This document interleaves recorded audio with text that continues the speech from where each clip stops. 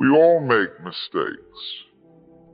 We've all said things we wish we hadn't, done things we wish we could undo.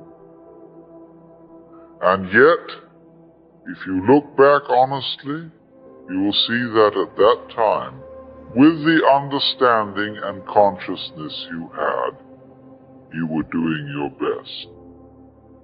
It's a curious thing, isn't it? We stand in the present, armed with new awareness, and we look back at the person we once were, as though they should have known what we know now. But that earlier self could not have.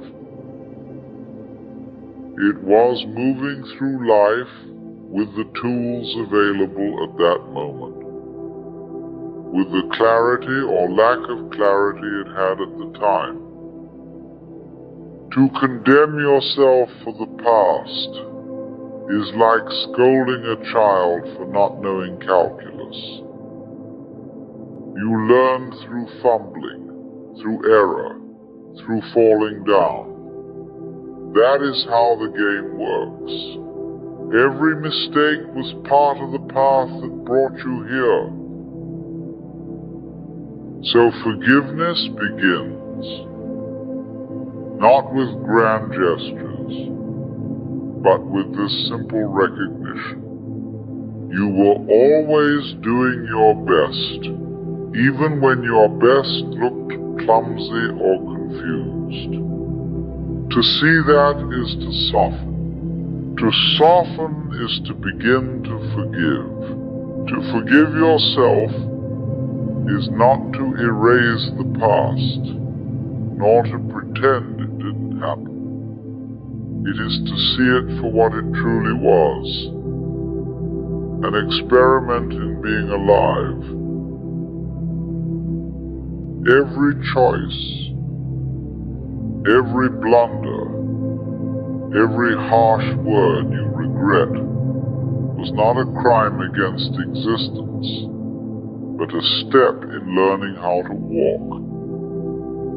The trouble is, most of us carry our mistakes like stones in a sack, dragging them along year after year. We replay scenes in our heads, wishing we could edit the script. But the past is finished. Now it is only an illusion carried by the mind. To keep punishing yourself is to argue with what no longer is. There is a difference between learning and self-condemnation. Learning is alive. It opens the way forward. Condemnation is dead weight. It chains you to an old version of yourself that doesn't even exist anymore.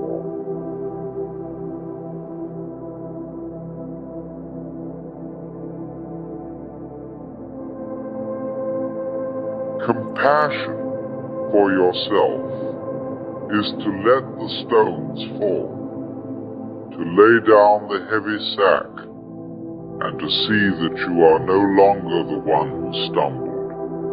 You are the one who learned from them. And in seeing this, you take your first step into freedom. What is true of yourself is also true of others. When a person acts in a way you call wrong, they are not choosing from infinite possibilities with perfect clarity. They are acting from the limits of their awareness, from the conditions that shape them. If someone speaks in bitterness, it is because bitterness has taken root in their heart. They learned it from the soil of their upbringing, from wounds you may never see. And so, to condemn them outright is to forget that they are already living inside their own punishment. That they are already living inside their own punishment.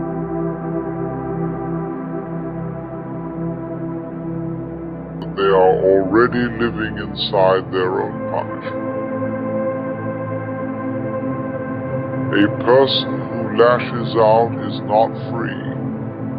They are driven by pain, by fear, by confusion. To meet them with more judgment is to add weight to what is already unbearable. This does not mean you must accept every cruelty or excuse every harm. It means you begin to see the human being beneath the behavior, the child beneath the anger, the suffering beneath the mask. And when you see this, even if you must walk away, you do not carry hatred in your heart. That is the beginning of forgiving the world. That is the beginning of forgiving the world.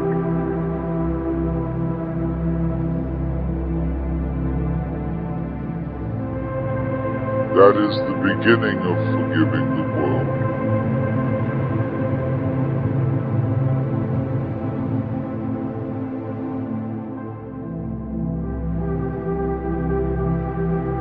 It is easy to judge. Judgment is quick, effortless, and it makes us feel superior for a moment. That is why most people do it. It costs nothing but to understand another human being, to actually imagine their inner world. That is difficult. It requires us to pause, to think, to feel, and this is where the highest kind of intelligence comes in. Not the intelligence of solving puzzles or memorizing facts, but the intelligence of empathy. To see yourself in another, and another in yourself. To recognize that their anger is your anger in another form. Their confusion is the same confusion you once carried.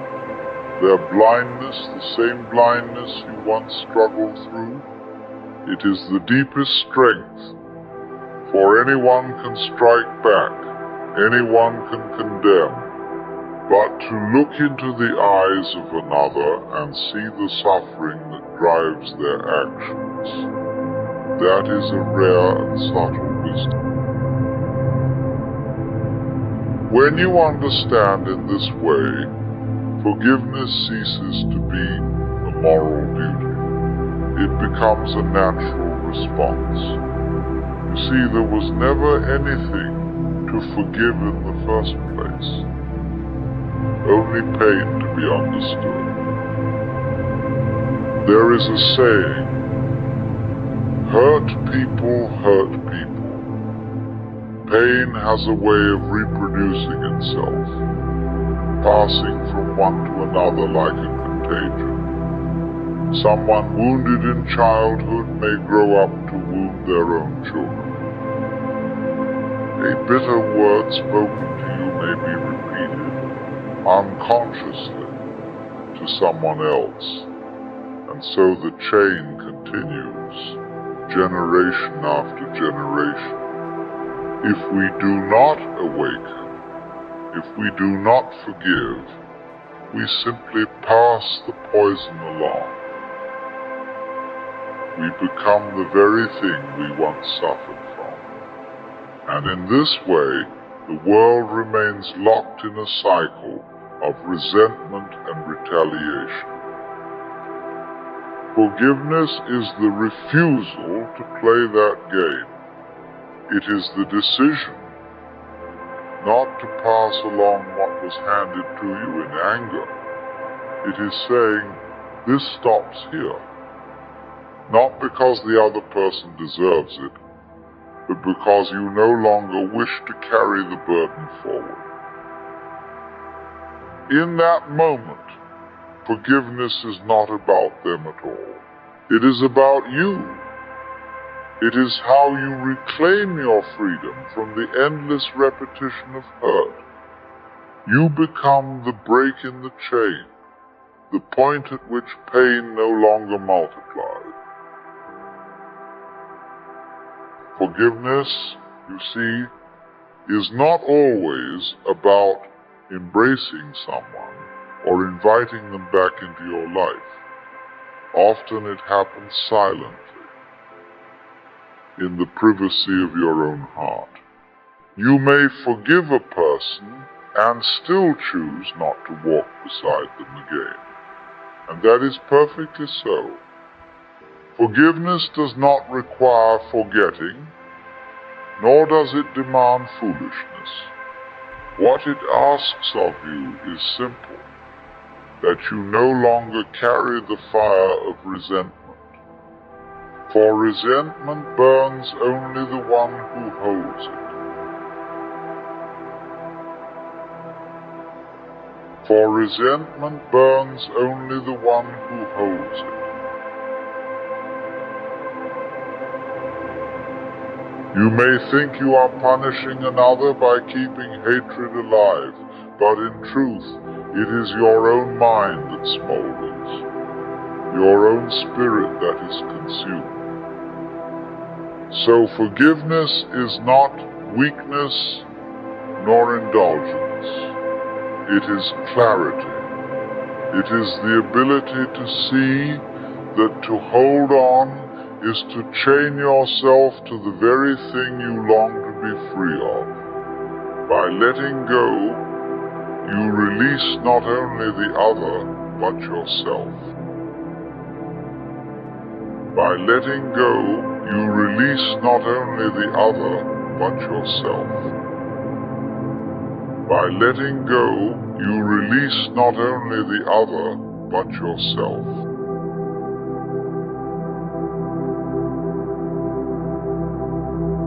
And strangely enough, once you no longer demand that they change, sometimes people do. But even if they never change, you are no longer bound to their story. That is the quiet power of forgiveness in practice. Most people confuse intelligence with cleverness.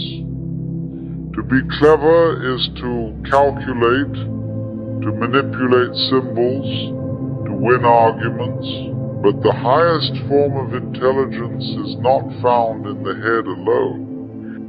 It is in the heart that can imagine another's life as if it were its own. Empathy is the art of slipping into another's skin, of tasting their experience from within. And this requires a subtle kind of awareness, one that goes beyond logic, for logic alone will always judge, right or wrong, guilty or innocent. But empathy asks, what pain gave rise to this action? What blindness shaped this choice? This is not indulgence. It is not excusing cruelty. It is simply seeing reality in its depth. For no one wakes up and decides to be bitter, to be cruel, to be lost. They arrive there through causes, through a web of influences stretching back further than even they can trace. To grasp this is intelligence.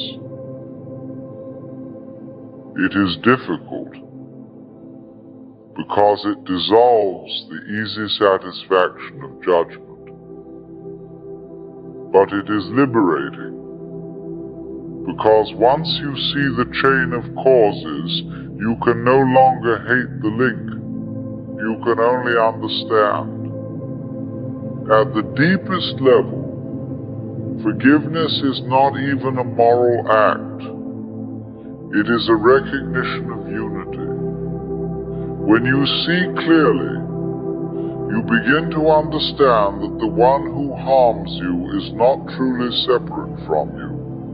Their suffering is your suffering in another form. Their blindness another mask of the same life that looks through your own eyes. To hate them, then, is to hate a part of yourself. It is as if the hand were to scold the finger for fumbling, forgetting that they belong to the same body. The finger's clumsiness is the hand's clumsiness. And in the same way, the bitterness of another is not apart from life. It is life struggling with itself. This is why the great teachers always spoke of forgiveness, not because it is noble, but because it is natural once you see that there is no separate other to forgive. There is only life, stumbling and learning, just as you stumble and learn. In this vision, compassion ceases to be an effort. It flows as naturally as breathing. You forgive not because you are told to, but because you understand there is no one outside the whole to hate. When this becomes clear, forgiveness is no longer something you try to do. It happens of itself. For how can you go on condemning a world that is not separate from you? How can you go on punishing yourself when the one who erred no longer exists? You see, all along you were stumbling toward awareness, just as everyone else is stumbling now.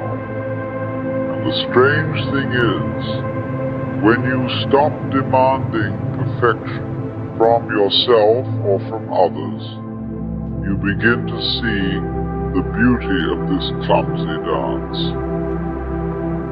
To forgive, then, is simply to let life be what it is. To let life be what it is.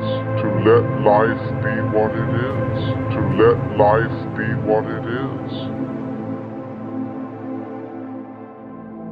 A process of falling and learning, breaking and mending. It doesn't erase the past. It releases its grip. And in that release, you discover a freedom lighter than judgment and a peace deeper than resentment. And so, forgive yourself. Forgive the world. Not because it is noble, but because it is the only way life can keep flowing.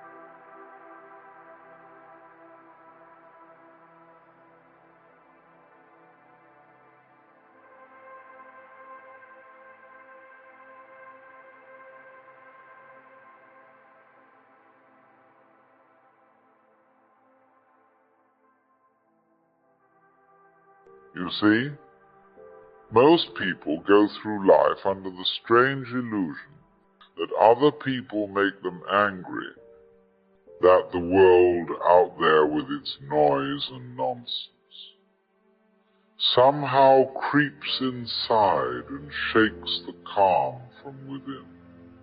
But that's rather like blaming the mirror for the expression on your face. The truth is, nobody can bother you. They can only touch the part of you that is already disturbed. And the more you try to fight it, the more entangled you become in the very net you're trying to escape. Peace doesn't come by stiffening against life, but by realizing there's no one to stiffen.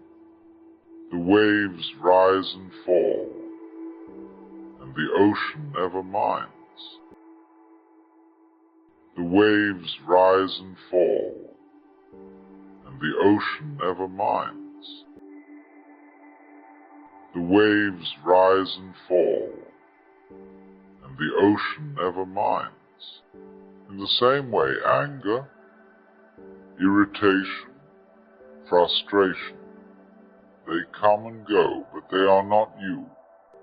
To be unbothered is not to build a wall around yourself, but to see that there was never a separate self to defend in the first place. You see, when something happens, a disrespecting word, a sudden disappointment, a rude interruption, there's a tiny instant before you react. Most people never notice it. They leap from stimulus to response like a spark from flint, and then wonder why they feel burned. But in that small space, that fraction of a moment before the mind begins to chatter, lies your freedom. That's the gap where life gives you the chance to wake up, instead of merely react. The event itself is neutral. It has no meaning until you give it one. When someone calls you a fool, the insult only works if you believe in the fool they're talking to. If you don't, the words just vanish into thin air. So the game is not about controlling what happens, because that's impossible.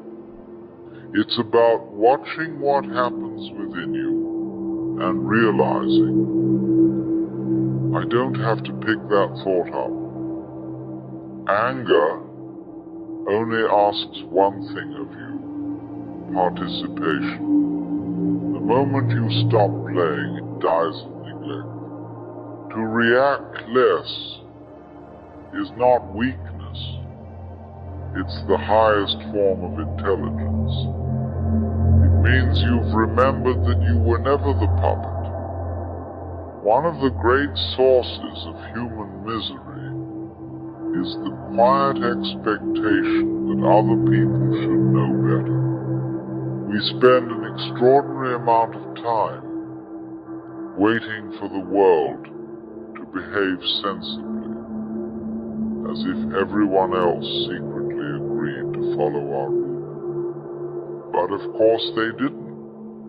They never signed your invisible contract. They're simply playing their own game, completely unaware that you expected them to dance to yours. And when they don't, when they lie, forget, interrupt, disappoint, we feel offended, as though the universe itself has made some terrible mistake. Yet it hasn't. That's just the mind insisting they shouldn't be like that. But they are. Expecting people to act like you is like expecting the cat to bark because you're in the mood for a dog. When you give up demanding harmony from the world, you begin to laugh at how seriously you once took everyone else's behavior. And laughter, you see, is the sound of freedom returning. Laughter, you see, is the sound of freedom. Laughter, you see, is the sound of freedom. Once you stop expecting people to behave like you, another realization quietly dawns. You also stop needing them to agree with you. Because disagreement, you see, is just diversity in disguise. The same life that makes trees grow crooked makes minds grow in different directions. It's rather silly to demand that everyone see through your eyes when their windows open onto entirely different skies.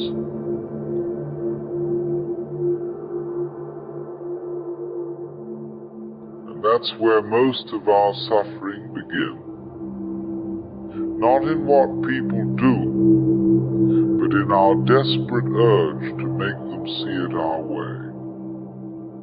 So before we can ever find peace with others, we must loosen our grip on this idea of being right, this little badge we polish and wear upon the chest of me. We are terribly concerned, you know, with being right. It's one of our favorite addictions, the sweet intoxication of certainty. We argue, we defend, all to protect this fragile little castle called my opinion. But what if being right isn't the point at all? What if life isn't a debate to be won, but a dance to be enjoyed? Because notice, every time you must be right, someone else must be wrong. And so the world divides itself neatly into enemies and fools, all invented by your need to feel secure. The truth doesn't belong to anyone. It plays hide and seek through all of us. And the moment you stop chasing it, it comes and sits quietly beside you. When you drop the obsession with being right, you begin to listen, not to prepare a counter-argument, but to truly hear. You find that peace isn't born from victory. It comes when there's no longer anything to defend. So let others cling to their certainties. Let them win, because the one who no longer needs to win has already found the only thing worth keeping. It's peace. And when you no longer need to be right, you'll notice something quite extraordinary. Other people's opinions begin to lose their gravity. For so long, our sense of being right was tied to our sense of being somebody. And when that somebody feels threatened, even the gentlest disagreement sounds like thunder. But once you stop defending an image of yourself, the thunder becomes only noise, and the sky remains perfectly clear. You realize that what people say about you is simply an echo of their own mind, a reflection bouncing off their own glass. If you mistake that reflection for your face, you will spend your life trying to polish someone else's mirror. It's rather curious how much power we give to sound. Someone utters a few vibrations through the air, a sentence, a label, a careless remark, and suddenly your entire sense of self begins to tremble. You take their words, wear them like tattoos, and then wonder why you feel marked. But tell me, what exactly is being wounded? The sound passes, the air settles, and all that remains is your idea of what it meant. You see, the insult doesn't live in their mouth. It lives in your memory. When someone says you're foolish, that statement doesn't describe you. It describes their vision, their mood, their moment. Why let their passing weather become your climate? To depend on another's praise or blame is to hang your heart on a wind chime. Every breeze becomes a storm. Freedom begins when you realize that nothing anyone says about you has anything to do with who you actually are. Because who you are is not an opinion. It's the silence before every word. And silence, thank God, cannot be offended. Now, this doesn't mean you must let everyone trample through your garden while you sit smiling in eternal bliss. No, no. Love without intelligence becomes sentimentality, and peace without clarity becomes passivity. You see, protecting your energy isn't about building walls.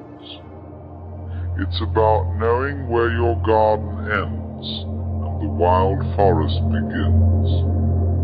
You can welcome visitors, but you needn't let them pitch a tent on your soul. Most people confuse kindness with compliance.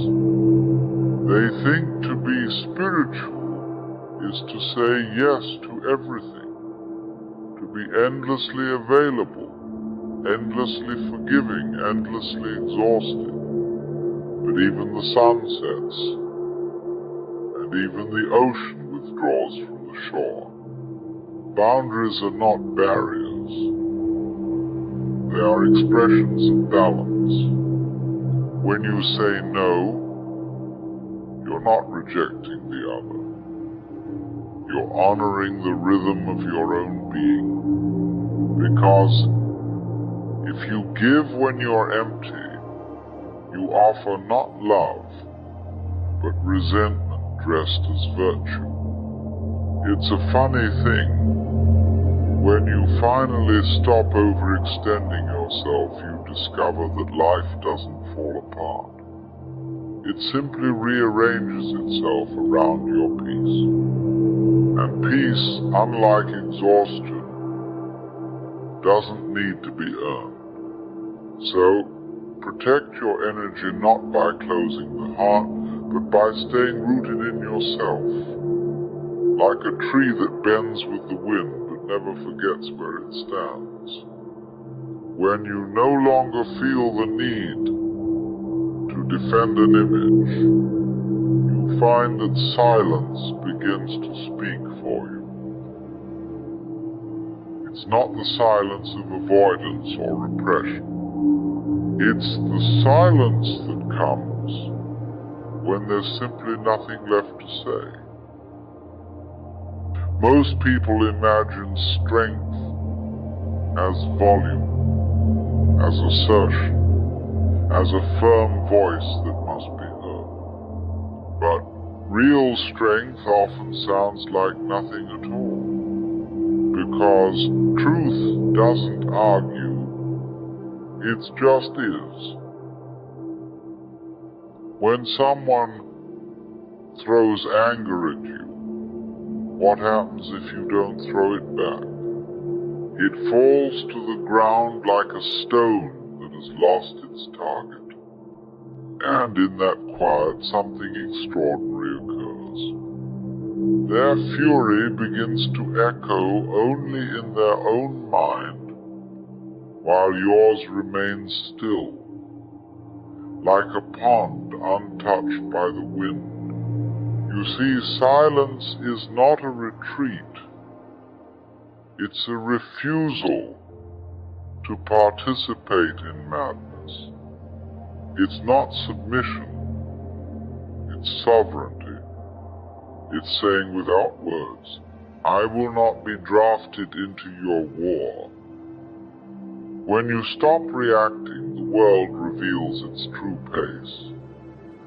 Slow, rhythmic, almost musical. You find that you don't have to win arguments or prove points. You simply have to be still enough to hear life humming beneath the noise. And that hum, that quiet background of existence, is what people spend lifetimes chasing without realizing it has been humming through them all along. When you no longer rush to defend or explain, you begin to see something very curious about other people. They are mirrors, not obstacles. Every irritation, every insult, every criticism, it's life holding up a reflection of your own unfinished business. That's why certain remarks sting, while others pass like wind. The sting only finds what's already tender. So rather than blaming the messenger, look at what they've touched. You may find that the world isn't against you at all. It's simply showing you where you still hold resistance. The people who bother you the most are often your best teachers in disguise. They reveal the exact place where you're not yet free. And once you see this, you stop taking things so personally. The moment someone tries to provoke you, you almost want to thank them. Not because you enjoy the jab, but because they've helped you spot another knot you can now untie. That's the secret. People lose their power to bother you. The instant you realize they were never enemies, only mirrors polishing you back to clarity. And once you begin to see others as mirrors, something softer begins to unfold. You stop needing the reflection altogether. You no longer cling to the role of the one who must learn, or the one who must be calm, or even the one who must not be bothered, because all of those are still little masks, still the self trying to fix itself. Letting go isn't something you do. It's what happens when you stop holding on. Just as the hand releases a stone when it grows tired of grasping, the heart releases its burdens when it grows tired of pretending to control. You see, anger, resentment, and hurt, they're just the mind's way of saying, I haven't yet accepted what already is. But when you finally see the futility of resistance, when you stop demanding life to be polite, it becomes beautifully simple.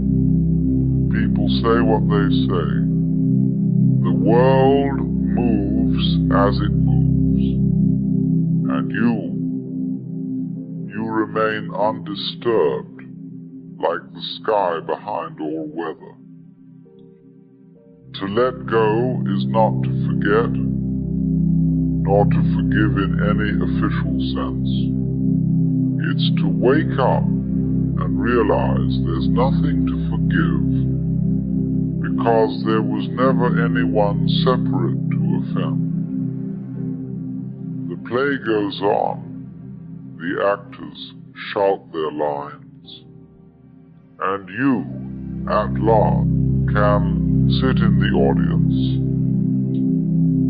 smiling, knowing it was all theatre from the beginning. And in that smile, you discover the secret you were chasing all along. Nothing and no one can bother you when you've stopped mistaking the play for real life.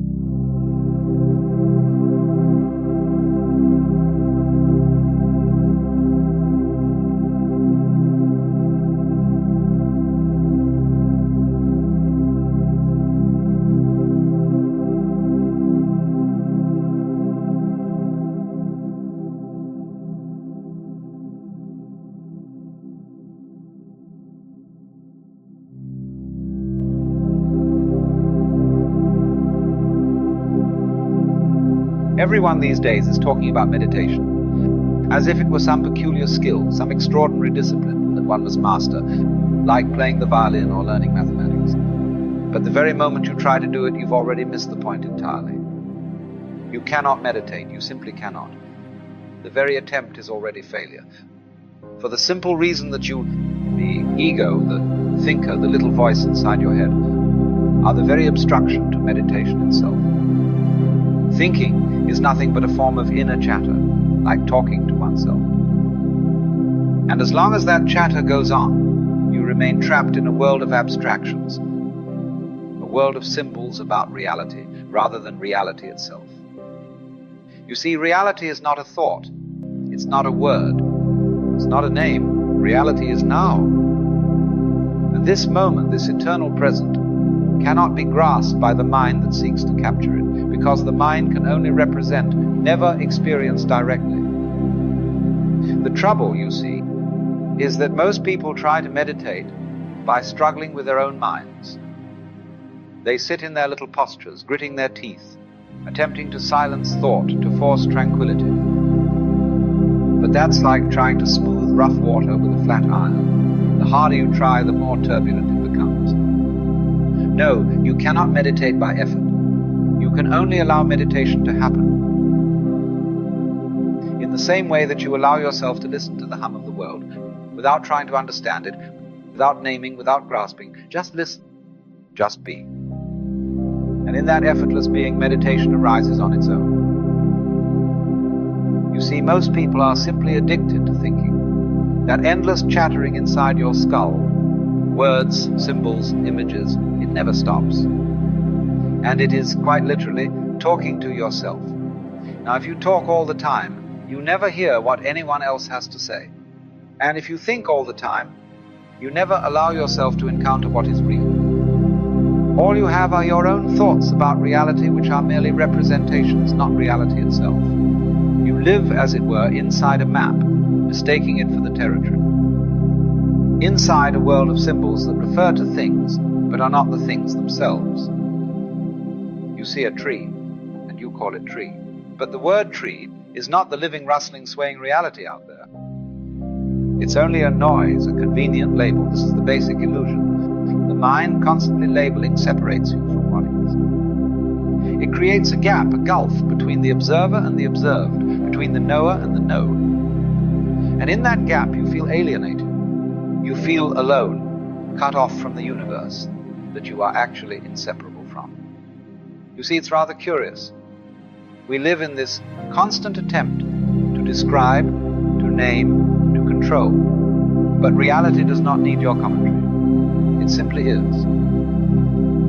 And when you are endlessly thinking, you're living in a kind of dream world, never directly touching life, but merely talking to yourself about it. This, you see, is the first great obstacle to meditation. As long as this internal chatter continues, you remain a spectator of your own illusions, never a participant in the living moment. Now, what is reality? That's a very peculiar question, because the moment you ask it, you've already moved away from it. You see, reality is not something that can be captured by thought, by language, or by any form of conceptualization. The moment you name it, you reduce it. Words divide, categorize, create boundaries where none exist. The real world is not made of things or events. Those are inventions of the mind. Out there, it's all just happening. A marvelous system of wiggles and flows, endlessly dancing. Take the stars, for instance. We look at the sky and say, here are constellations, but the stars aren't grouped together in the sky. That grouping exists only in your mind. The divisions, the patterns, all are projections of your own symbolic system. Reality itself makes no such distinctions. In truth, there is no ultimate difference between yourself and what you call the external world.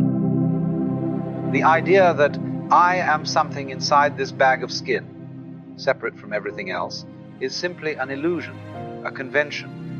For you are as much the sunlight as you are the eyes that perceive it. You are as much the air that fills your lungs as the breath that moves within you.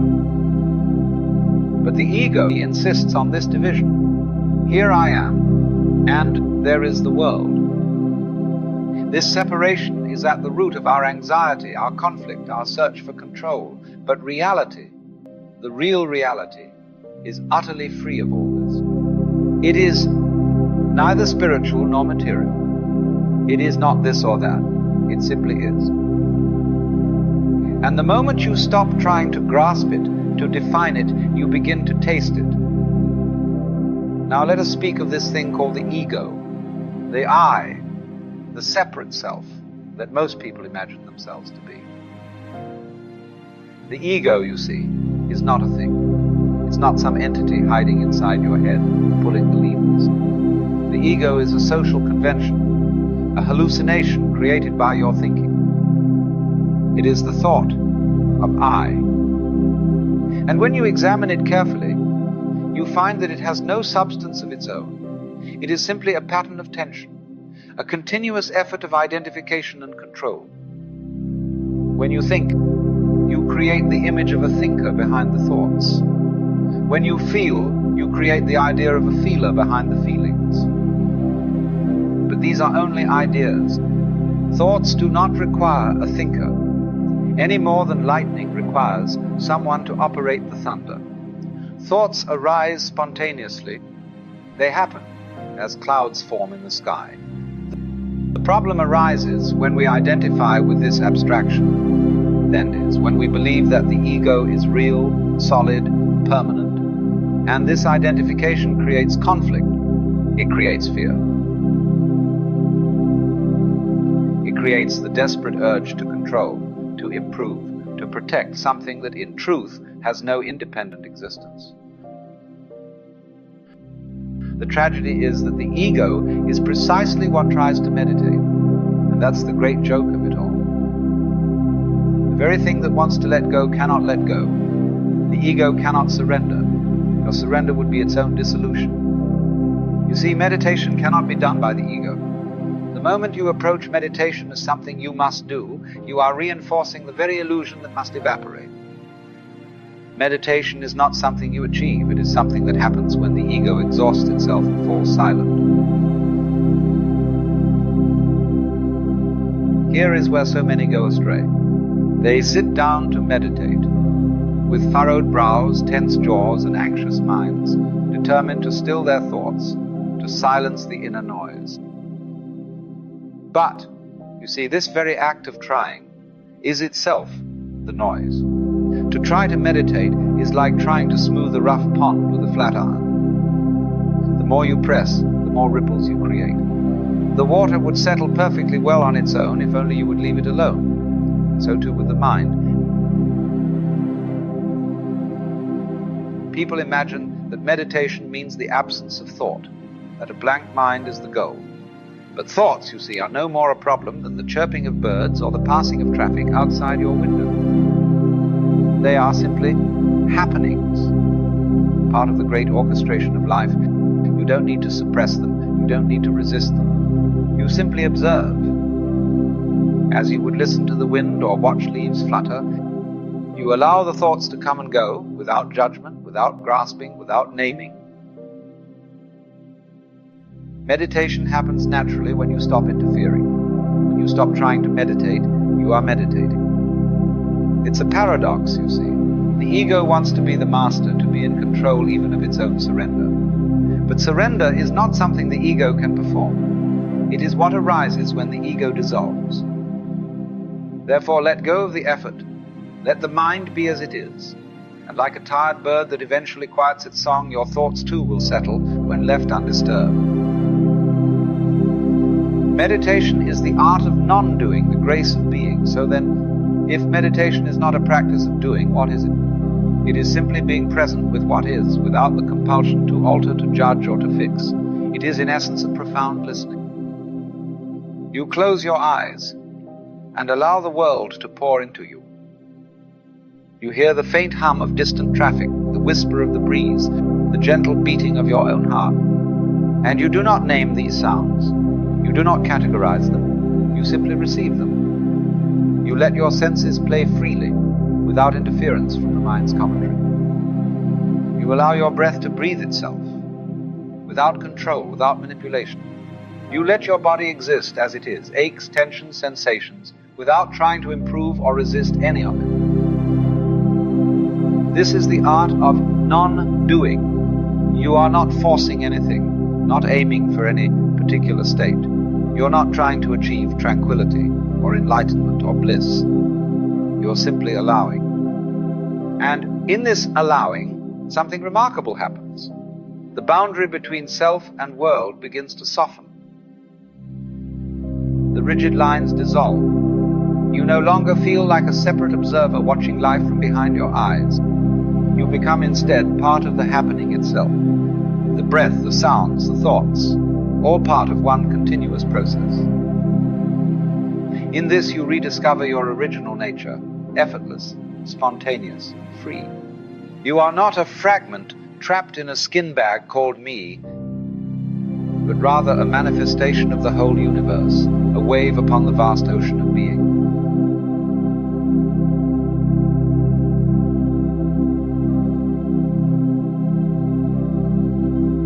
Meditation, you see, is not a task to master, but a mystery to sink into. It is the effortless grace of simply being here now, without trying to be anywhere else. Now, one of the simplest and most beautiful ways to slip into this effortless state is through the act of listening. Not listening for something, not listening to identify, but simply listening. You see, sound is marvelous because it requires nothing of you. The world is full of sounds, and they are happening whether you participate or not. The cars passing, the wind through the trees, the rustle of your own breath, all of it is there. And if you allow your ears to open, simply open, you begin to hear these sounds not as distractions, not as separate incidents, but as one continuous symphony.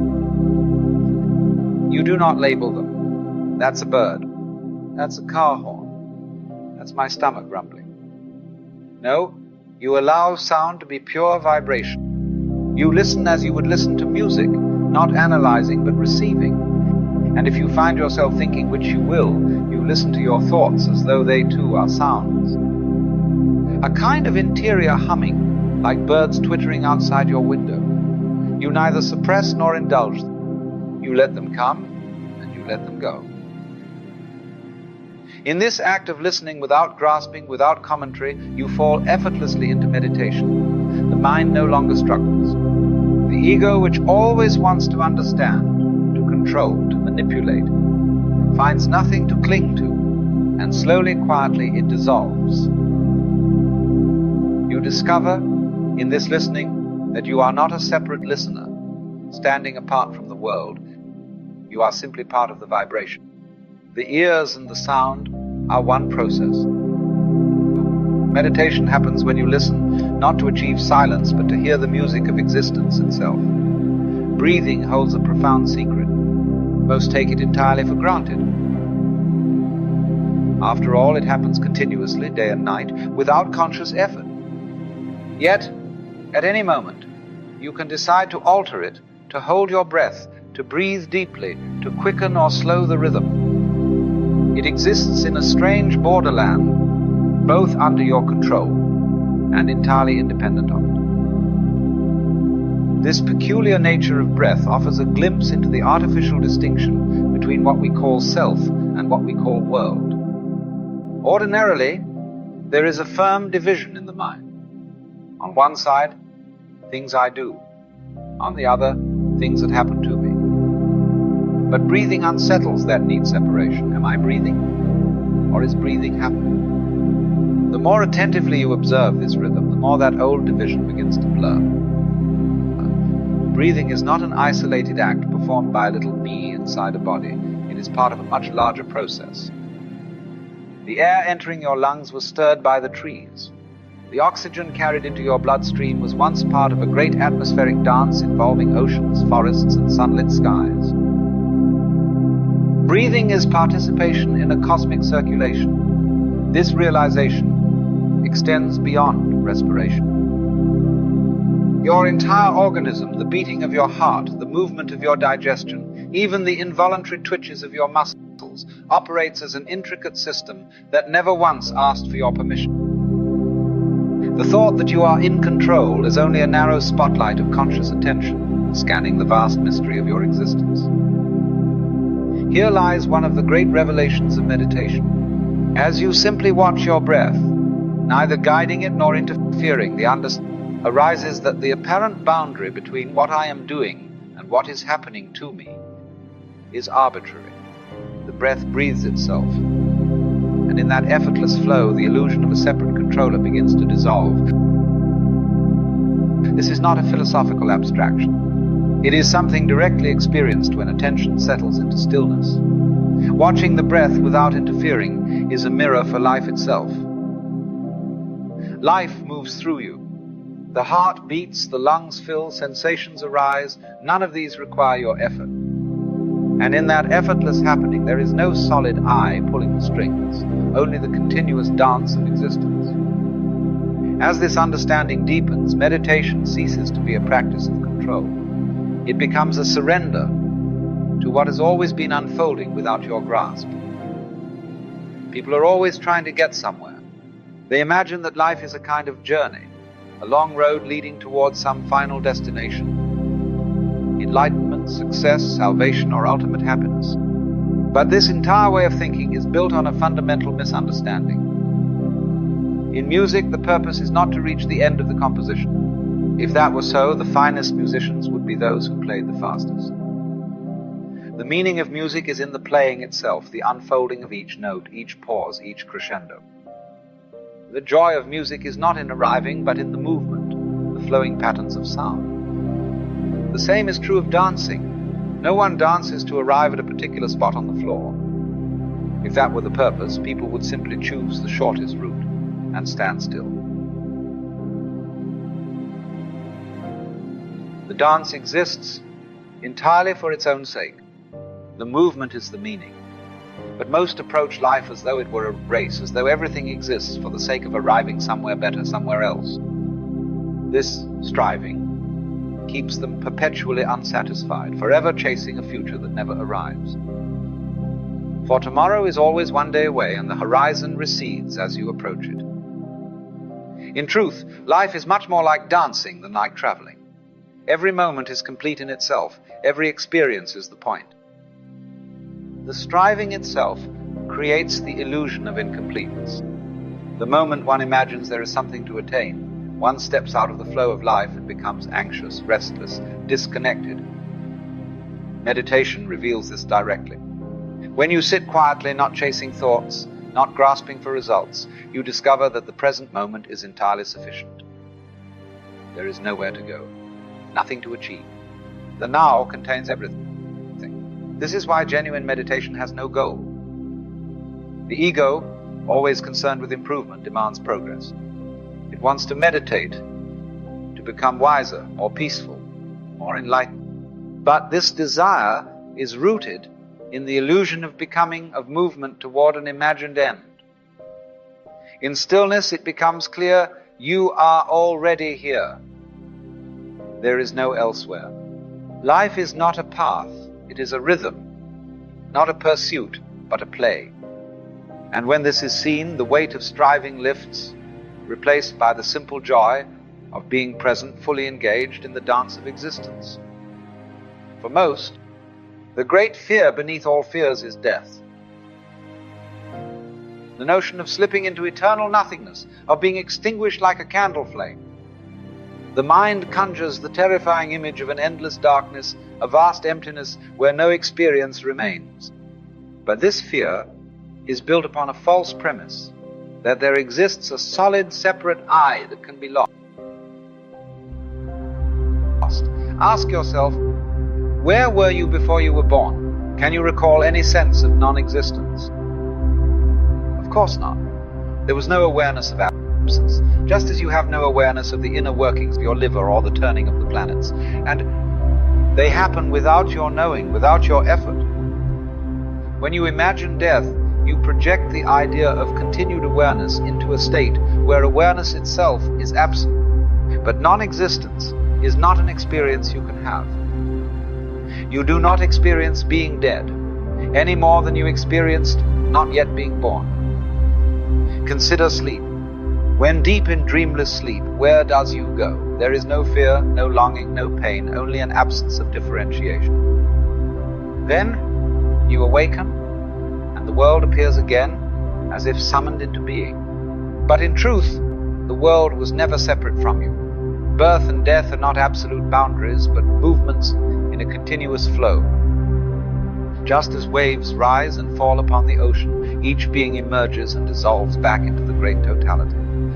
The wave was never separate from the ocean. It was always water, always part of the larger movement. This sense of separation, of being a distinct, isolated entity navigating a foreign world, is the root of suffering. The ego insists on its independence, but this independence is an illusion maintained by thought. When thought quiets, the illusion dissolves, and what remains is unity. In the deepest silence, one sees that life and death are not opposites, but complements, part of a single process without beginning or end. The universe breathes in beings and breathes them out again. Each birth is not a new other arriving, but another face of the same underlying reality. When this is understood not as an idea, but directly felt, death loses its sting. The fear of annihilation melts away, replaced by the quiet wonder of being part of an eternal, unbroken whole. Nothing has been gained or lost. There is only this endless, marvelous happening. The essence of meditation, indeed, of all wisdom, lies in letting go. Not as a technique, not as something you must do, but as the natural result of understanding the impossibility of control. From childhood we are taught to grasp, to hold tightly, to seek security, mastery, and permanence. The mind clings to ideas, to possessions, to identities. The ego constructs its fortress of me and mine, always vigilant, always tense. But the harder one holds, the more fragile it becomes. Letting go is not an act of sacrifice. It is not resignation or defeat. It is liberation from an impossible task, the futile effort to control what was never truly yours to manage. Life moves of its own accord. Thoughts arise unbidden. Sensations fluctuate. Circumstances shift without consultation. The world dances freely, and you were never its master. Meditation reveals this by allowing everything to be as it is. Thoughts wander. Emotions stir. Sounds fill the space. Yet none of it requires your interference. The breath breathes itself.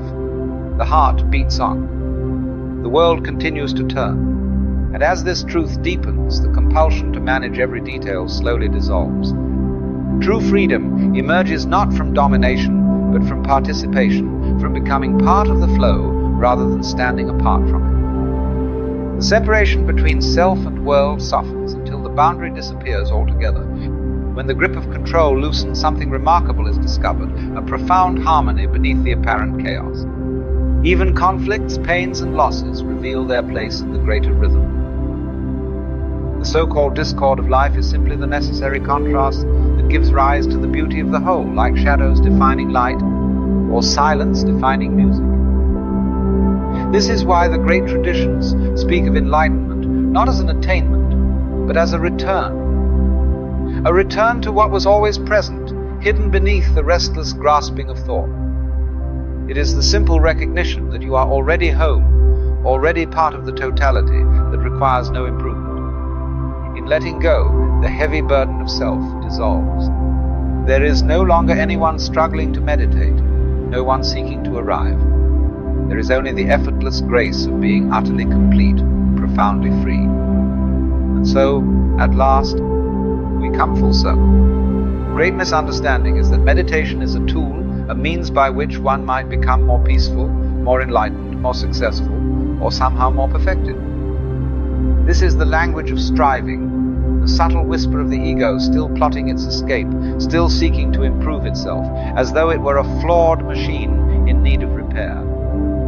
But meditation, in its truest form, has nothing to do with self-improvement. It is not a ladder one climbs, it is not a technique to acquire control or mastery. The very impulse to get better is precisely what keeps one trapped in restlessness. The truth is wonderfully simple. There is nothing to attain. There never was. The search itself is the obstacle. The striving is the suffering. The illusion is the idea that this moment, just as it is, could somehow be incomplete. Meditation is simply allowing life to be exactly as it is, without resistance. It is not a practice of becoming, but of dissolving. Dissolving the illusion of the separate self. Dissolving the clinging mind that forever chases a better future.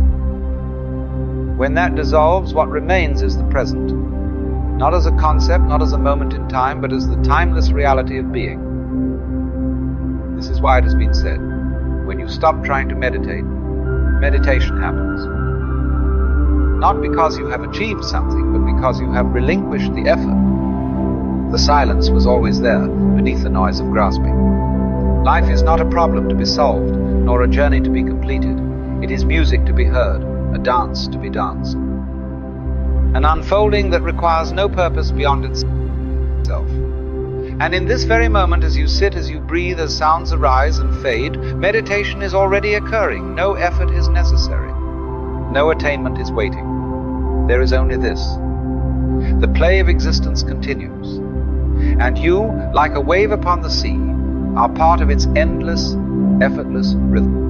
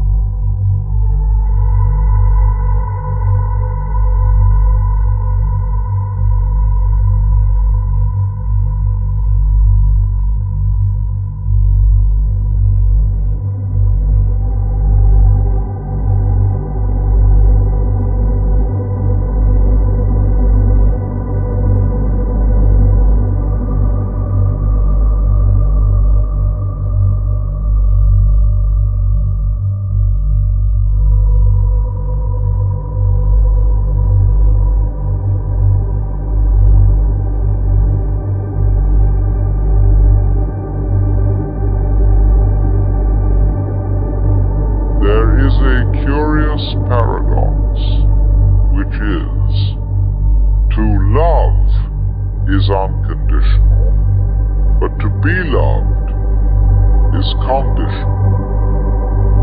By the time one has crossed the 30s or 40s, they have seen enough of life to know that the fairy tales of youth were, at best, charming illusion.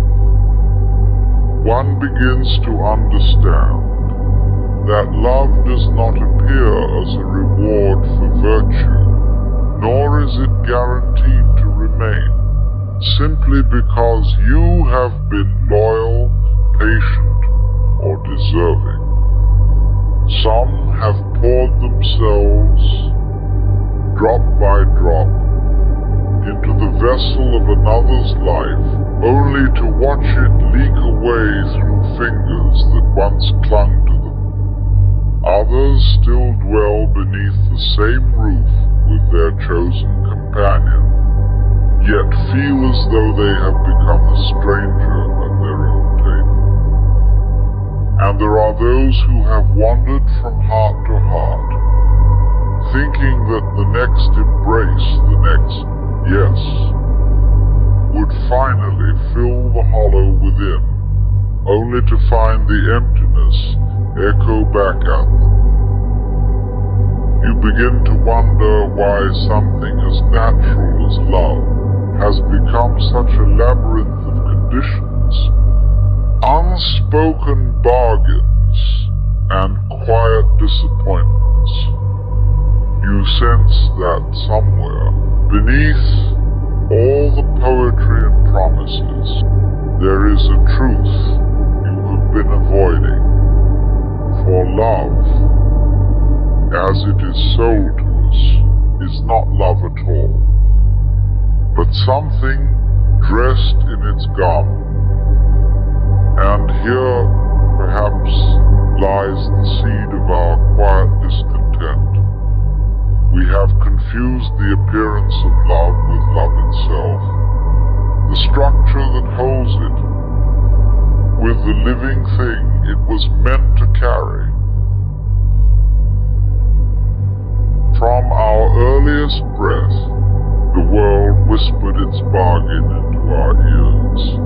Love is something to be earned. Behave as you are told, and you will be cherished. Fulfill the needs of another, and you will be kept. Offer beauty, strength, usefulness, devotion, and the reward will be love. But this is not love. It is a transaction masquerading as tenderness. It is the polite exchange of commodities between two people who have been taught to call their bargain romance. You see, a bargain can hold people together, but it cannot nourish them. Like two merchants bound by contract, they remain so long as the terms are met. And when they are not, they part. No matter how many years have passed, no matter how deeply your lives have entwined, the invisible ledger will one day be brought to the table, and the sums will be counted. Many men and women wake in the middle years of life to the cold recognition that what they once believed was love was only an arrangement. It might have been cloaked in vows before God, adorned with flowers, or sealed with the trembling promises of youth, but the heart of it was a simple pact. I will give you what you desire if you will give me what I desire. And when the giving stops, whether through weariness,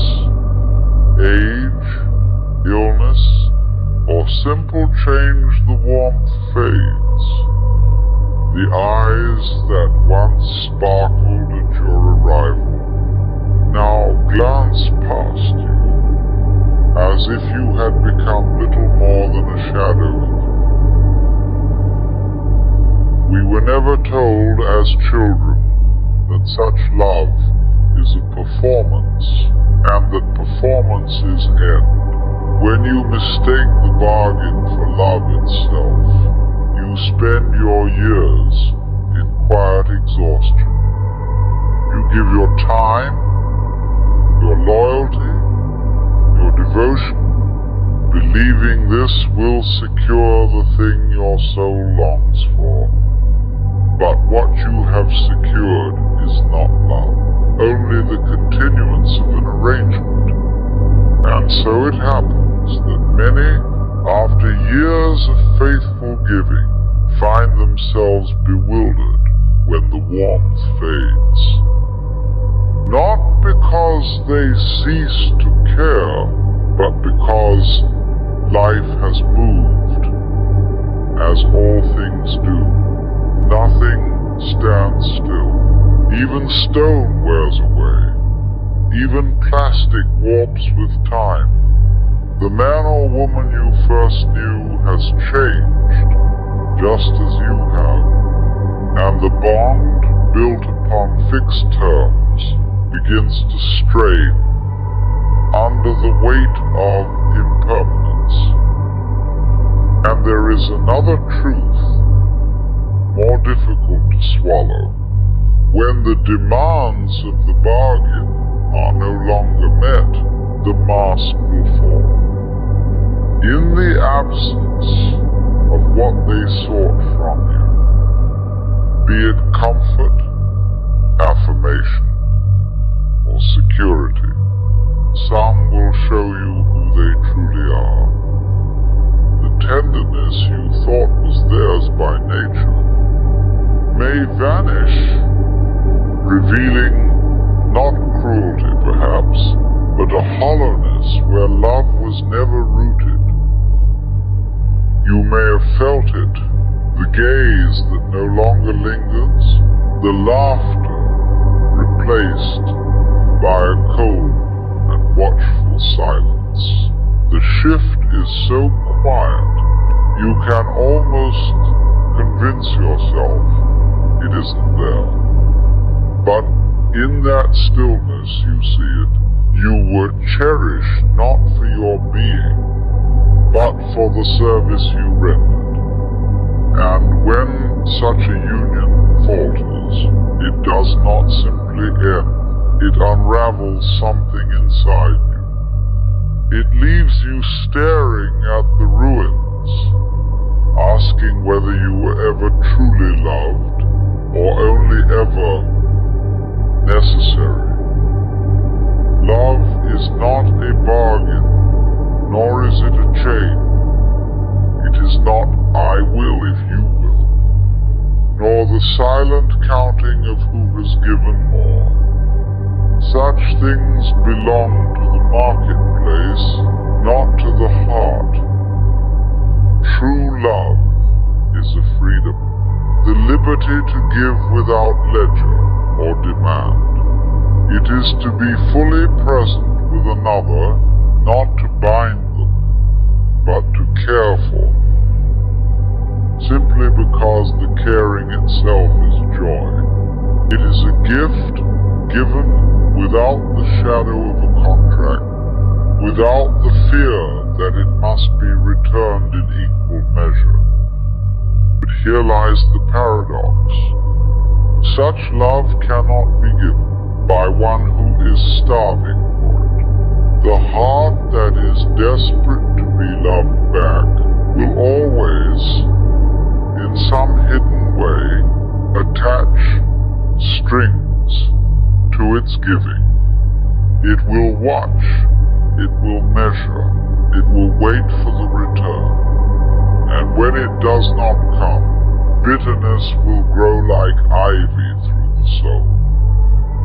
You cannot love freely until you have ceased to beg for love, and you cannot cease to beg until you have found within yourself a source that does not run dry.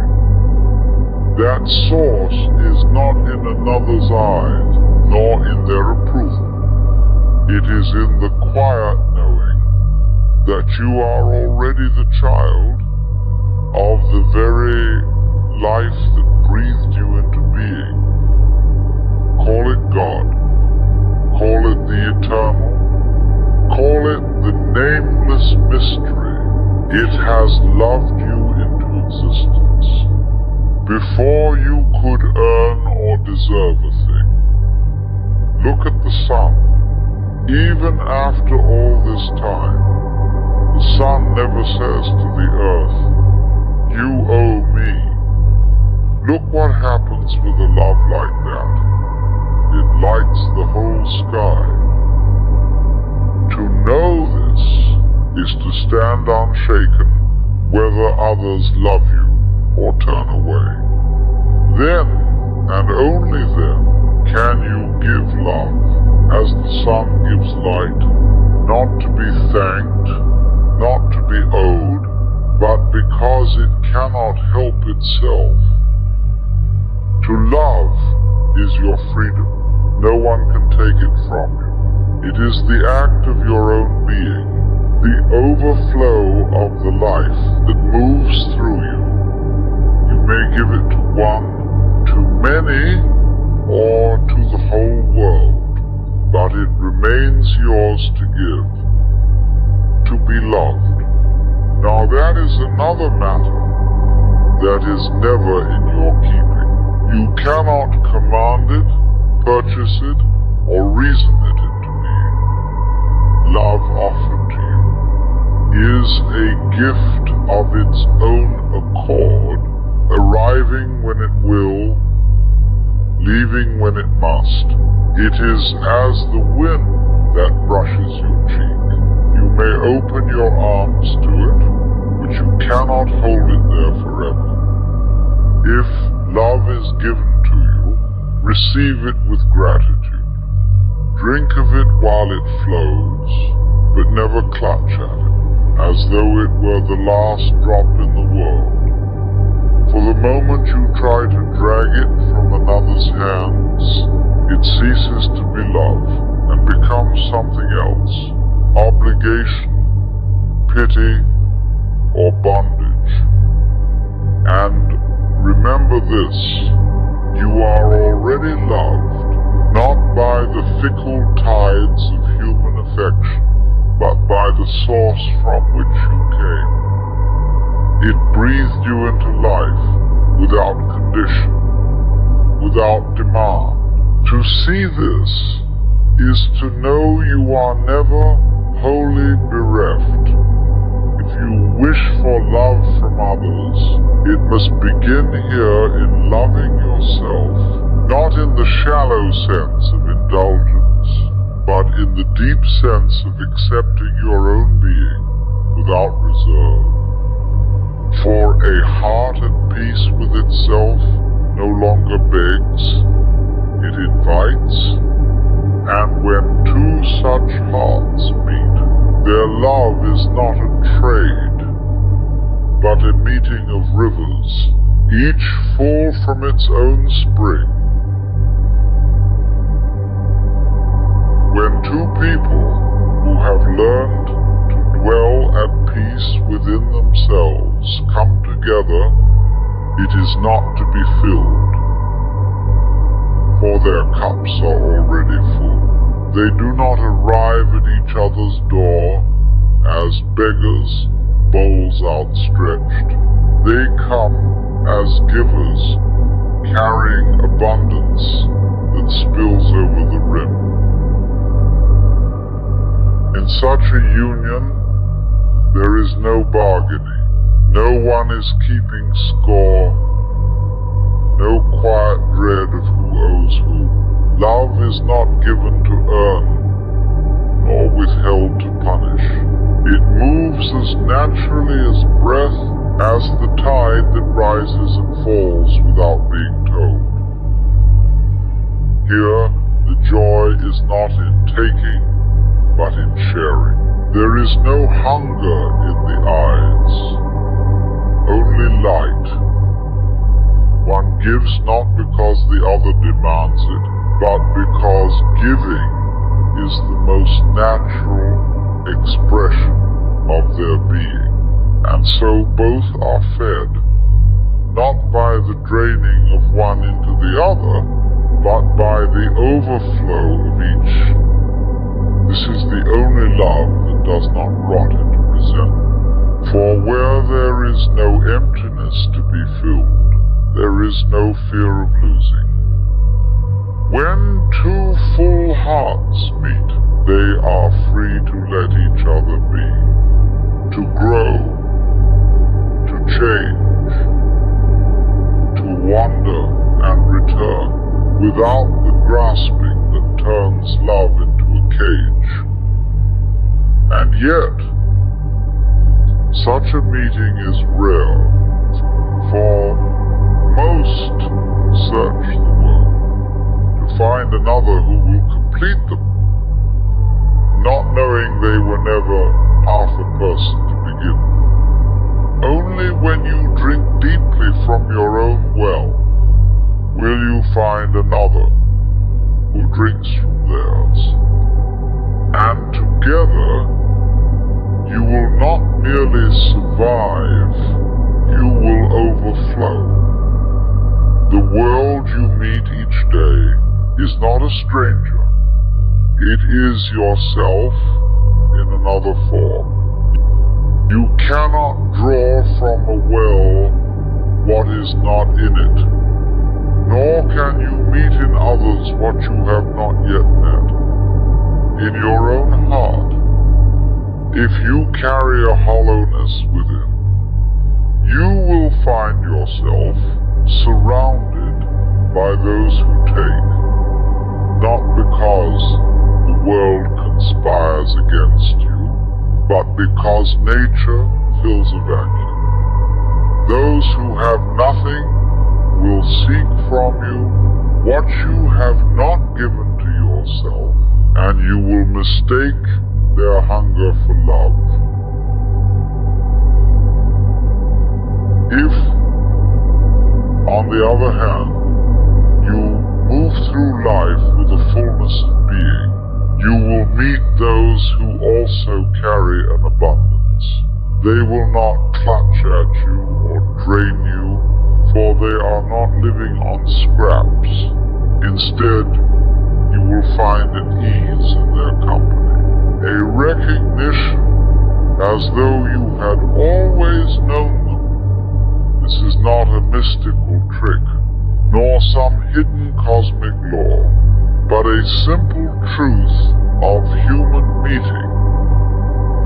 The depth to which you have faced yourself becomes the depth to which you can meet another. Most quarrels in love are not between two people, but between the unexamined shadows each has brought along.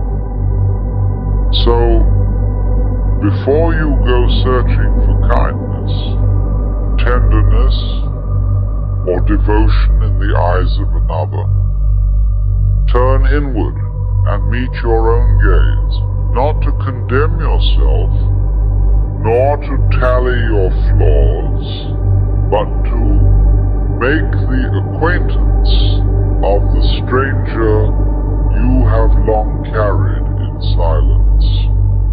For it is this hidden self who extends the invitation to others, this unseen presence, who will decide whether the love you meet will be a feast to your soul or the slow unraveling of it.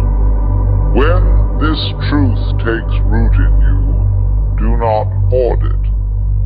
Place it gently in the hands of your children, for they are stepping into the same illusion that once ensnared you. Teach them that love is not the trembling romance of songs, nor the solemn bargain sealed before altar and law.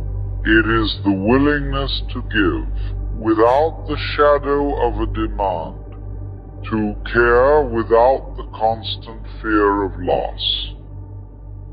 If they do not learn this, they will build their homes upon sand and watch them crumble. But if they do, they will stand on rock, and love will not be a cage, but a sky. The question is not, how can I find someone to love me? But the question is, how can I become someone who overflows? For when love is no longer a plea but a gift, when joy is no longer chained to another's approval, you will see that to love and be loved is not something to chase. It is the way you already are. You are not a half searching for the other half. You are whole. And from that wholeness, love flows, finding those who recognize it instantly. Then love ceases to be a hunt, or a bargain, or a desperate keeping. It becomes the quiet, steady light of the sun, needing nothing in return, yet warming the whole sky.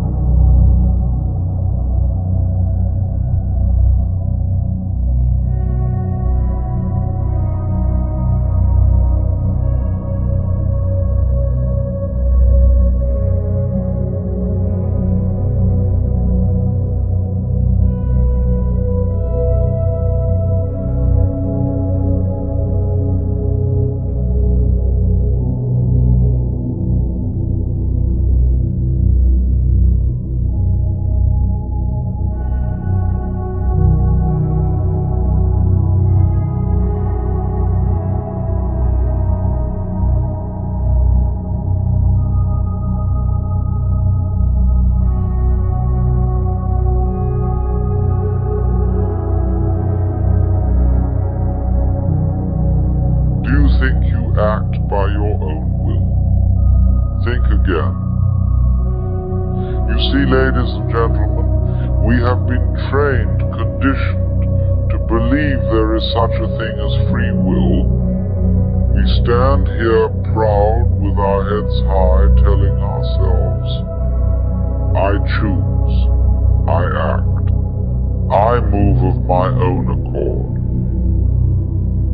But if we look carefully, if we look with the naked, unfiltered eye, something very peculiar begins to dawn upon us.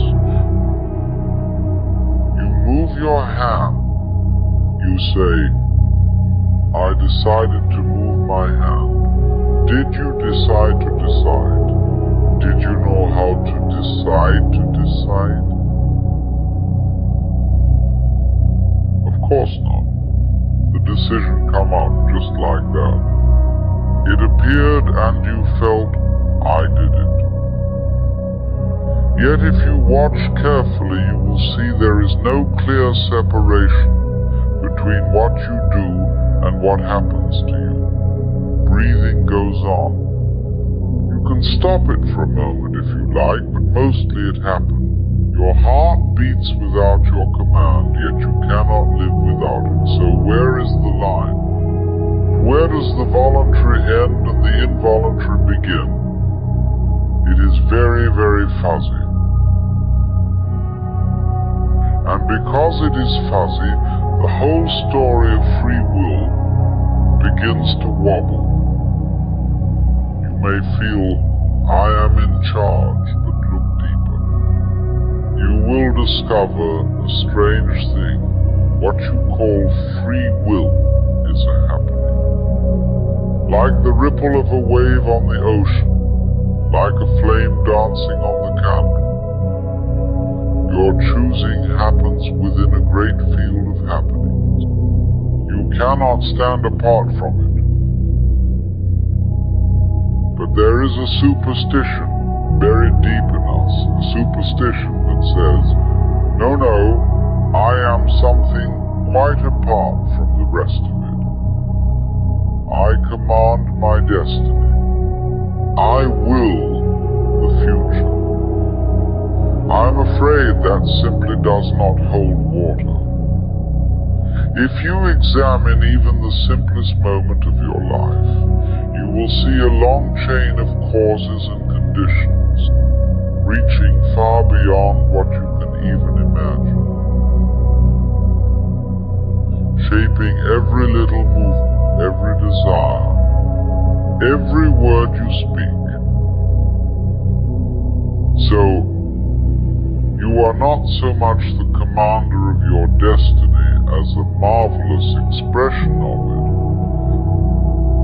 We are taught to imagine a voluntary self acting upon an involuntary world, but is that really so? If you watch carefully, you will see that even the acts you call voluntary rise out of a background you do not control. They are, to use a very Chinese phrase, zirong, of themselves spontaneous, natural. And here is the uncomfortable truth, my friends. If you truly examine all the hidden conditions that lead to what you believe to be your choices, the social influences, the language you were taught, the culture you were raised in, on the nervous system you did not design, you would see that you are far less the captain of your ship than you suppose. Yes, it feels as if you decide, but you decide like a cloud decides to rain or a wave decides to break. The movement is real, but the separation between you and the forces around you is quite an illusion. And so if this is true, if your precious sense of agency is as much a happening as it is a doing, where then does that leave you? You stand on a trembling frontier.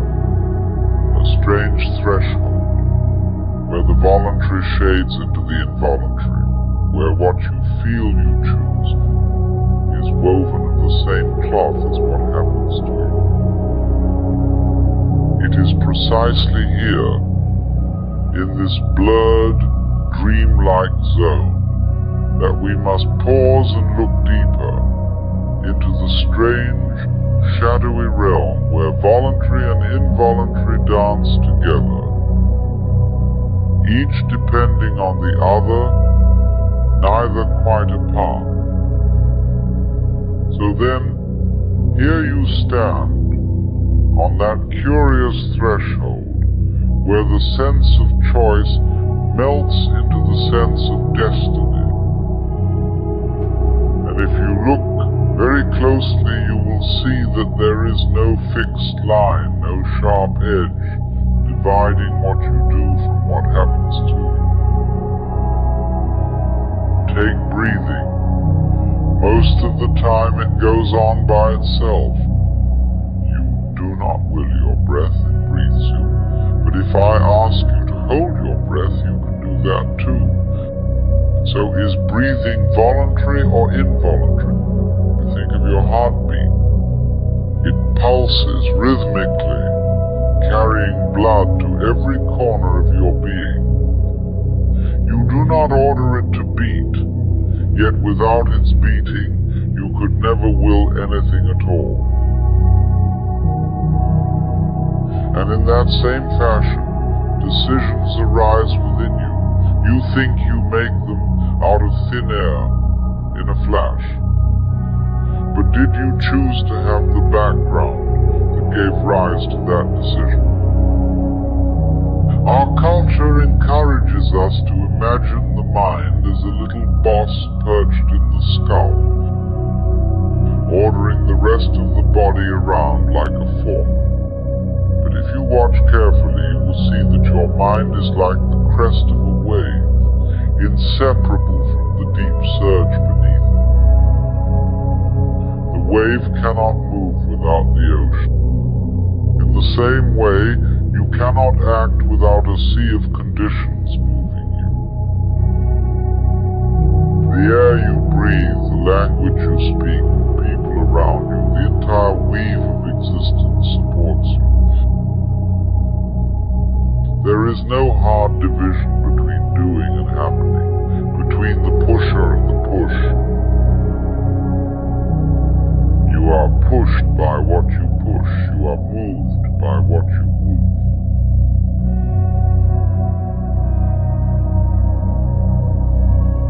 This is why sometimes, in a moment of quiet, you may suddenly feel as if you are dreaming everyday life. That everything is somehow floating out of your grasp, as if you are a puppet on hidden strings. And depending on your constitution, that may either terrify you or give you the most marvelous sense of freedom you have ever tasted. Because if there is no separate controller sitting inside you, no tiny captain of the soul, then you are free of the endless burden of trying to manage what cannot be managed.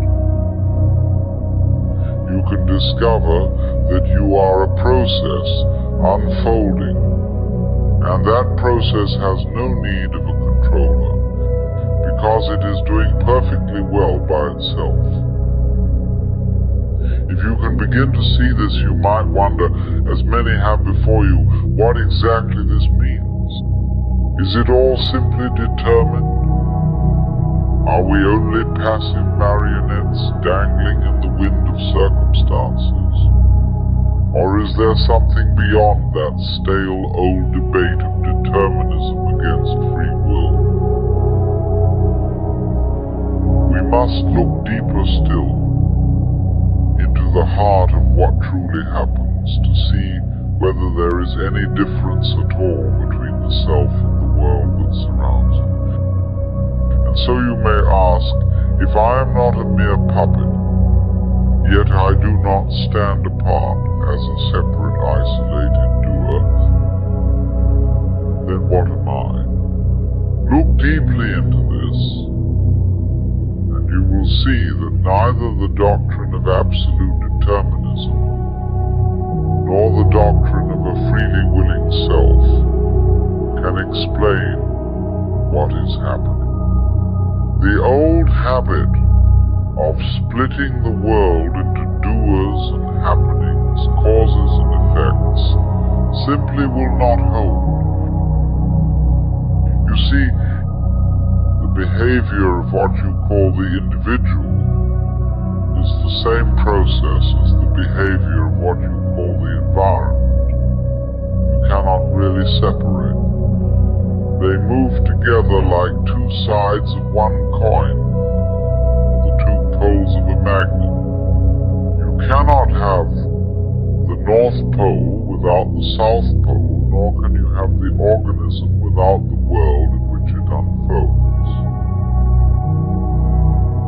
When you feel yourself deciding, when you say, I will do that, that moment arises from countless conditions you do not even see. And yet it is still your movement. It is like a wave rising on the ocean, full of its own shape and power, but never apart from the water that carries it. We have been trained to see ourselves as little things moving about inside a big world, yet that picture is quite false. You are not some alien pilot riding a flesh machine. You are the entire field of forces expressing itself in the form you call your body and your thoughts. As the Chinese have said, it happens of itself, naturally, spontaneously. The difficulty is that our culture has not yet grown a logic capable of holding this together. We still swing wildly back and forth between the illusion of being a helpless machine and the illusion of being an isolated, all-powerful controller. Both views miss the mark. The real mark is that your decisions, your thoughts, your breath, the movement of the planets, the rising of the sun, are all aspects of a single dance. And you are that dance.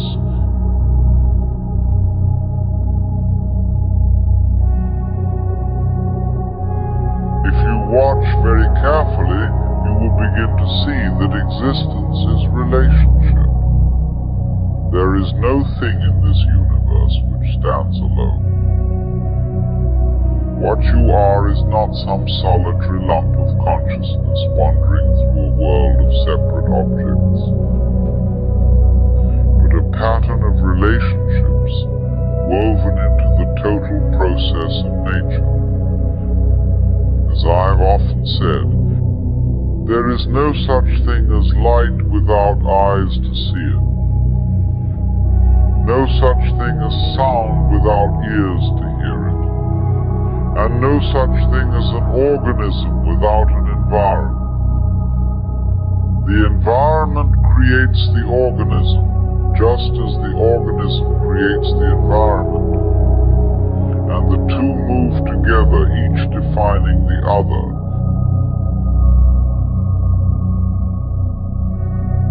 You are precisely what you are in relation to everything else. Your existence is like the sound of a drum, which cannot happen without the drum, the stick, the player, and the space that carries the sound. Take away any of those elements and the sound vanishes. We forget, you see, that our whole being is conditioned and made possible by a vast field of interconnections. You do not exist apart from the food you eat, the air you breathe, the language you speak, the ideas you inherit. These are not accessories that happen to surround you. These are the threads that weave you. There is then no absolute boundary between the voluntary and the involuntary, because what you do voluntarily is made possible by what you do involuntarily.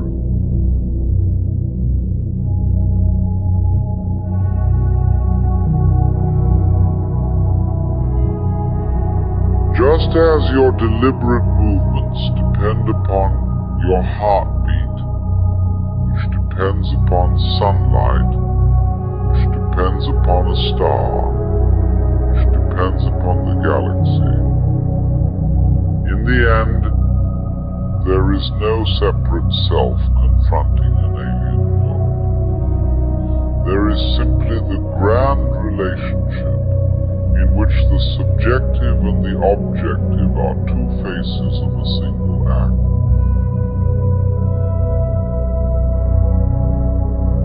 You might recall the example of the hologram, where each tiny fragment contains the pattern of the whole.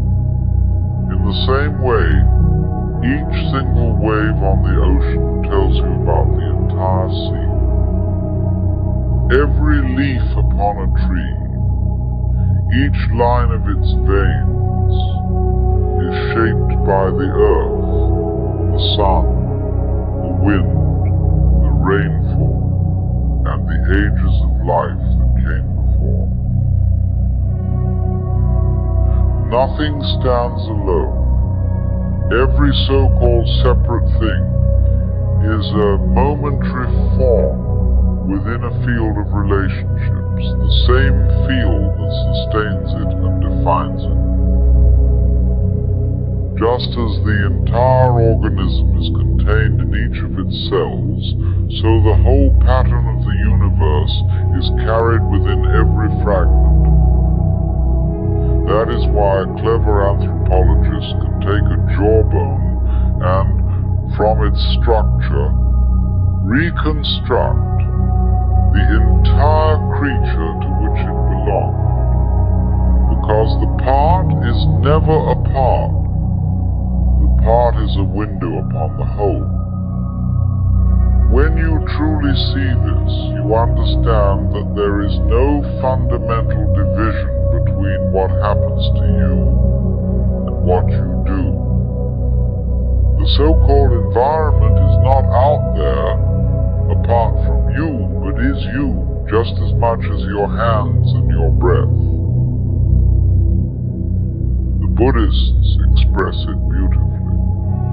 They say that existence is a vast net of jewels, each jewel reflecting all the others, stretching to infinity in every direction. There is no master jewel, no privileged jewel, but each contains the reflections of all.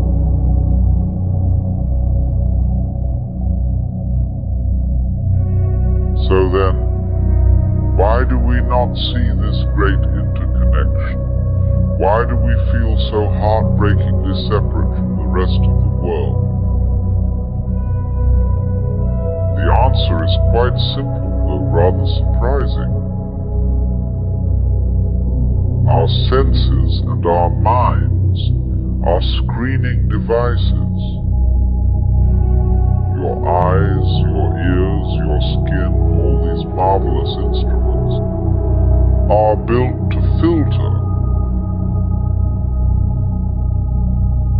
Your eye, for instance, responds only to a narrow band of electromagnetic vibrations.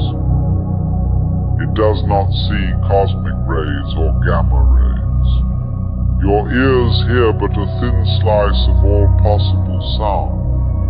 The rest is ignored. But this screening does not stop with the senses. The mind also screens. We look at the world through concepts and categories. We think in names, in labels, in definitions, and these become like the slats of a Venetian blind. blocking out all that seems unimportant. And what is left out, what is ignored, is precisely the field of relationships. We overlook the spaces between things, the intervals, the silences. Yet it is those very gaps that make the pattern. A melody, after all, is not only the notes, but the silences between them. And so it is with life itself. We pay attention to the solid, to the so-called things, and we dismiss the spaces that join them. But the space is as essential as the form. Space is that within which everything happens. Without space, there is no happening at all. It is like the diaphragm of a radio, the hidden background that makes the music possible.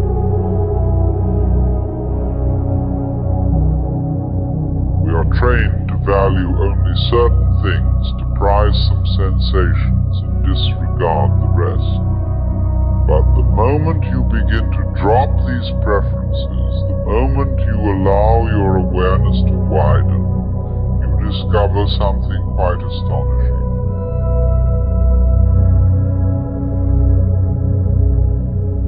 You see that everything is equally important. The sound of water is as important as a grand speech. The movement of a leaf in the wind is as profound as a philosopher's book. And you begin to stand in awe of it all, to feel a quiet amazement at things you never noticed before. As one Zen master put it so beautifully, the sound of the rain needs no translation. You see, our concepts are like nets we throw over the flowing world, hoping to catch it and hold it still. We call this a shoe, that a tree, the other thing a cloud, and imagine we have captured their essence. But naming a cloud does not pin it to the sky, naming a wave does not freeze the sea. All these things are wiggles, shifting patterns. Their names are conveniences, a way of agreeing upon how to manage them. But nature laughs at our tidy boxes. What we call a separate thing is a ripple in the field, no more separate than a whirlpool is separate from the stream. When we name it, we pretend it is cut off, yet it remains woven into everything around it.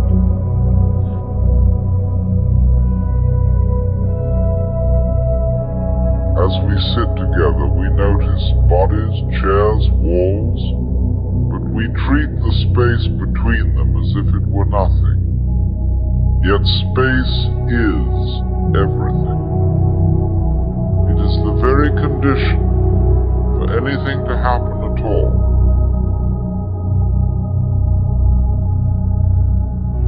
Think of music. If there were no silence between the notes, there would be no melody, only a meaningless roar. It is the space between people that allows us to relate, to move, to breathe. In the same way, the so-called empty space of the universe is what joins every star, every planet, every creature. It is the womb in which all forms are born.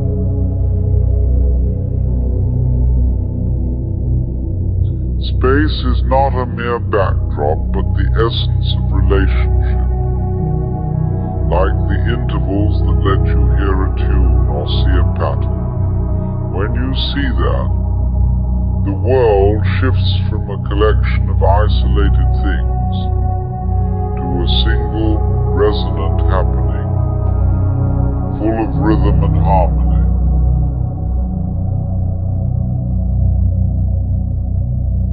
If you think you have free will, look again at what you truly are. You are not a solid, separate thing with a controlling mind, perched inside like a driver at the wheel. You are a process, a pattern in motion, like a flame or a whirlpool. A flame appears to have a stable shape, but it is only a flow of gases in constant transformation. So with you, your body, your thoughts, your decisions are patterns of energy, always moving, never fixed. What you call free will is simply part of that flowing pattern. You could not decide anything at all if your heart stopped beating. Your will depends upon forces you do not command, just as a wave depends on the whole ocean. When you see yourself as a flowing event, you realize you are not choosing apart from the world, but choosing as the world, an expression of its deeper currents. So then when something happens to you, you might say, I didn't mean for that to occur, that was not my doing. But in the deepest sense, it is still your doing. The Buddhists call this karma, which simply means action. There is no need to believe in a previous life to understand. Karma means your life is the unfolding of the same process as the world. And so what happens to you is inseparable from what you do. It is like playing chess with yourself or fencing with your own two hands. One hand tries to win, the other to resist, yet they belong to the same person. Your so-called free will acts within a vast system of conditions, many of which you cannot see, yet which are as much yours as your bones and your breath. You are doing the environment with one aspect of yourself and doing your body with another. The illusion is that these are separate. They are one movement, playing a game of hide and seek. Most people play a curious game. They pretend to be separate, pretending so well that they even forget it is a game.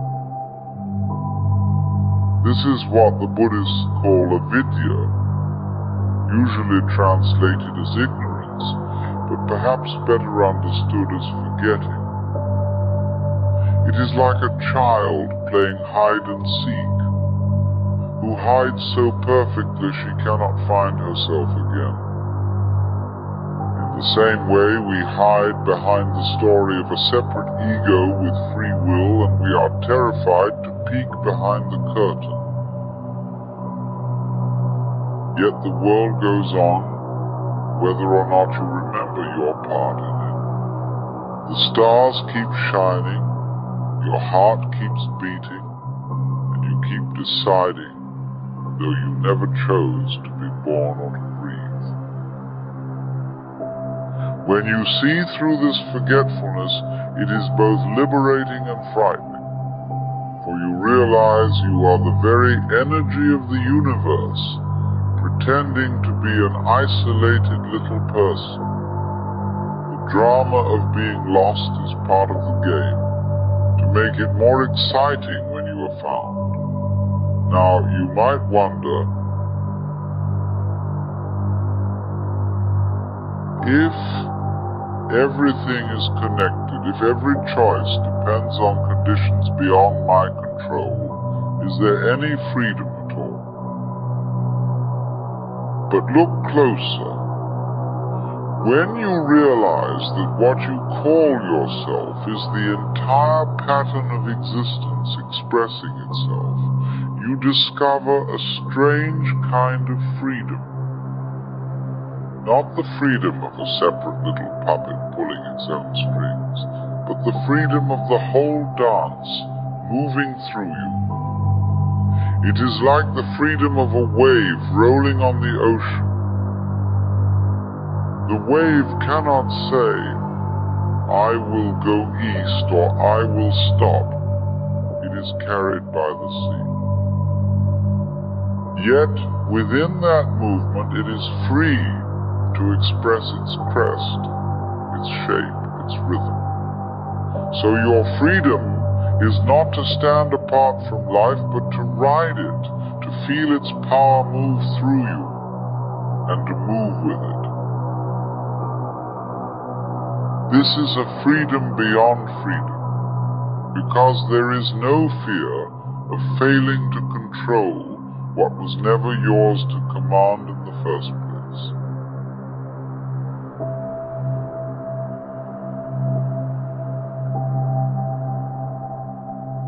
You see, all of this is rather like a cosmic game, played by what we might call the energy of the universe.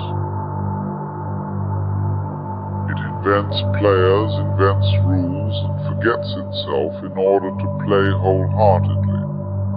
Children understand this naturally.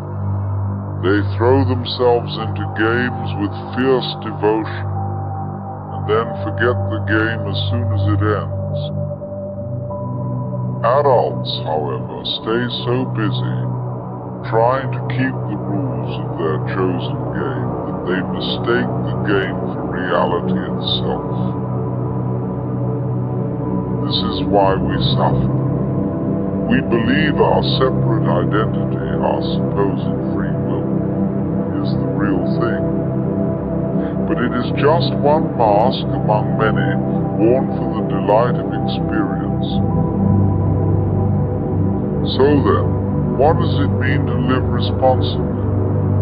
Not to pretend you are outside the world, pushing it around, but to understand you are a pattern within it. This awareness gives you a new kind of responsibility, because when you know the dance is yours, you move more gracefully, with less struggle and more love. You are responsible not in the sense of being a controller, but in the sense of being fully present to your part in the harmony. So in the end, my friends, there is no separate you, standing alone with a mighty will, commanding the universe like a puppet master. There is only the universe happening through you, as you, expressing itself in your every breath. Once you see that you are the dance itself, that there is no gap between you and the world, you can stop carrying the impossible burden of being the lone controller. You can let go. You can trust life to carry you the way the ocean carries a wave. You can trust that you belong here, woven into this vast pattern, as natural as sunlight, as vital as rain. And maybe you can see that your hopes, your heartbreaks, your triumphs, your struggles are not failures of your will, but living proofs that you are part of something far bigger, something magnificent, something that includes you completely. That means your mistakes, too, are woven into the pattern. Your regrets, your fears, even those things you wish you could erase, they belong. They are part of the universe becoming aware of itself through your story.